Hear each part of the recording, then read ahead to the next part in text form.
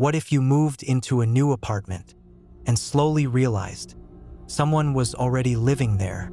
Not a person, not an animal, something that knew your name before you ever told anyone. This is the story of apartment 4B and the woman who should have never signed that lease. The story begins. Her name was Claire Dawson, 26 years old, a UX designer who had just landed her dream job at a tech startup in downtown Chicago.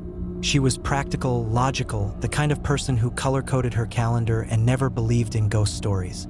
So when her coworker warned her about the apartment on Wicker Park Avenue, she laughed it off. 3 tenants in 1 year, her coworker Jake had whispered over coffee. All of them left without explanation. The landlord never talks about why, and the rent is way too cheap for that neighborhood. Claire had smiled, taken another sip of her oat milk latte, and signed the lease the very next morning. The apartment was stunning. Exposed brick walls, hardwood floors, high industrial ceilings with original 1920s fixtures. The kind of place that gets featured in Chicago Magazine. The rent was $900 below market rate, but Claire told herself she'd just gotten lucky. She moved in on a Friday. The strange things started on Saturday. She woke up at 3:17 a.m. to the sound of typing. Rapid, deliberate typing like someone finishing a deadline. It was coming from her home office, the small spare room she hadn't yet furnished. She grabbed her phone, turned on the flashlight app, and pushed open the door. Nothing. Empty room, bare walls, dusty hardwood floor. But on the floor, in the thick layer of dust that hadn't been disturbed in months, were fresh marks. Like someone had been sitting cross-legged right there in the center. Like an invisible weight had pressed into the dust. Claire told herself it was the building settling. Chicago winters do that to old buildings. She went back to sleep. She didn't notice the dust had been disturbed into letters. S-T-A-Y. A week passed. She began hearing footsteps above her. Slow, deliberate, always stopping directly over wherever she was standing in the apartment. In the kitchen, the bathroom, the bedroom, it always knew where she was. She called the landlord, a quiet older man named Mr. Holt. "There is no unit above yours," he said. His voice was flat, practiced, like he had said it before. "You're on the top floor, always have been." Claire went to the roof to check. He was right. Nothing above her, just the Chicago skyline, a rusted water tower, and the distant rumble of the L train. That night, while rehanging the bathroom mirror, she found something tucked in the gap between the wall and the vanity. A journal. Small, leather-bound, pages yellowed at the edges. On the cover, handwritten in blue ink, "Property of Rachel M." Apt 4B, she should have put it down. She didn't. Rachel's journal, October 3rd. "Finally found a place I can afford in Wicker Park. This apartment feels like it was waiting for me." October 14th. "Keep hearing my name whispered at night. Thin walls, I guess. Chicago apartments are like that." October 22nd. "I checked with the building super. There are no other tenants on this floor. All 4 other units are vacant. Have been for over a year." November 1st. "It showed me things last night. My sister's face. The farmhouse in Ohio where I grew up. My mother's voice. Things it should have no way of knowing. I don't understand what this is or what it wants from me." November 9th. "I think I understand now. It feeds on stories, on memories, on the details of a life.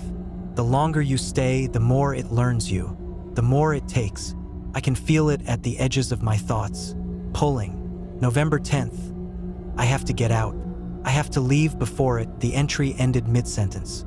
The pen had dragged downward across the page, leaving a long, uneven scratch. Claire sat on the cold bathroom tile, back against the wall, journal shaking in both hands. She made a decision right there. She'd sleep on Jake's couch tonight. She'd deal with the lease tomorrow. She just needed to get out. She stood up, walked to the front door, and stopped cold. Her MacBook was open on the kitchen counter. She had closed it before bed. She always did. But the screen was glowing, a document open in Google Docs. A new file, blank except for a single line, typed in her own preferred font. Her own saved default. You read her story. Now it knows yours. Claire slammed the laptop shut. She grabbed her keys, her coat, her phone, and ran to the front door. She yanked it open. The hallway outside was not her hallway. It was a room, small and dark, lit by a single bare bulb. In the center was a wooden chair. In the chair sat a woman, back turned, dark hair over her shoulders, completely still, the kind of still that photographs have. Claire opened her mouth to scream. Nothing came out. Her voice was just gone, like it had never existed. The woman in the chair slowly turned around. It was Claire's face, her own face wearing her own expression. But the eyes were wrong, too wide, too unblinking, like a doll's eyes, like something that had learned what eyes were supposed to look like but didn't quite understand why. The other Claire smiled slowly and whispered in a voice like rustling paper, "Your story is so much better than hers." Claire ran, back through the apartment, out onto the balcony, screaming into the Chicago night until her voice came back and lights flickered on in the buildings across the street. The police arrived within 7 minutes. 2 officers swept the entire apartment. No woman in the hallway, no strange document on the laptop, just her normal files. The hallway was just a hallway. Worn carpet, apartment doors, fire extinguisher. Nothing unusual. But one of the officers, a young detective named Marcus Webb, paused at the doorway of the empty spare room. He shone his flashlight slowly across the dusty hardwood floor. Fresh marks, like someone had been sitting there. He knelt down slowly, leaned closer, and tilted the beam of his flashlight. The dust had been carefully, deliberately disturbed into letters. W-E-L-C-O-M-E. Marcus stood up, said nothing to his partner. He didn't want to spend the rest of the night explaining it. He drove home to his apartment in Lincoln Park, made himself a drink, sat down at his desk. He couldn't stop thinking about apartment 4B, about the dust, about the woman who had been terrified in a way he had never seen before, and he'd worked homicide for 6 years. At 3:17 a.m., he heard typing coming from his living room.